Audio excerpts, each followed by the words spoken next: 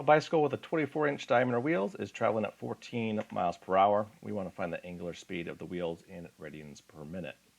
So we know that we're going to start off with 14 miles per hour. And at the end, we want our answer to be in some kind of inches per minute. We know it's going to be inches because that's what we're measuring in, and we want the minutes to be on the denominator. So it's just a process of finding conversion units. So let's start off by getting rid of the hours. So we know that there are 60 minutes in 1 hour. And we want the hour on top, since we have the hour in the bottom for the first one. That means we need to have the hour on the top for the next one to cancel it out. So we have the minutes right. So that's good. Now we need to change miles to inches. Well, we should know that there is 5,280 feet in 1 mile. That means the miles will cancel out.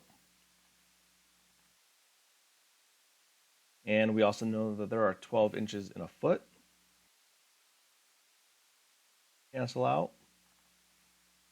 And that we have this correct because we have inches on top right here.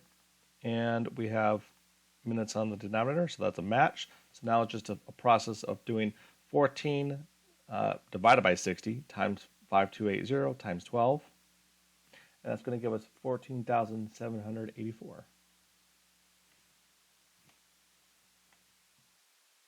So now we need to use the formula that's going to connect linear speed to angular speed, which is going to be the velocity is going to equal the radius times omega here.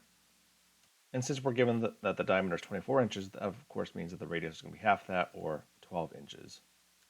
And now we're going to be substituting what we know, that the velocity is 14,784 inches per minute, and that is going to equal the radius, which is 12 inches, times omega. And now we're going to divide both sides by 12 inches. And you can see that the inches cancel out, and 1474 divided by 12 is 1,232. This is going to be radians per minute. Then we need to multiply this. It's 1 revolution for every 2 pi to go around a circle, 2 pi. So 1 revolution over 2 pi radians. And notice how the radians are going to cancel each other out.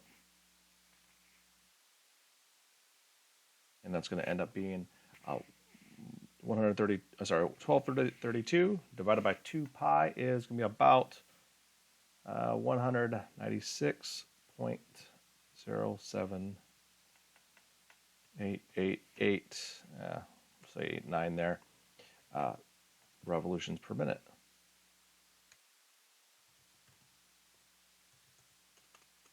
So if you have any questions, go ahead and email me.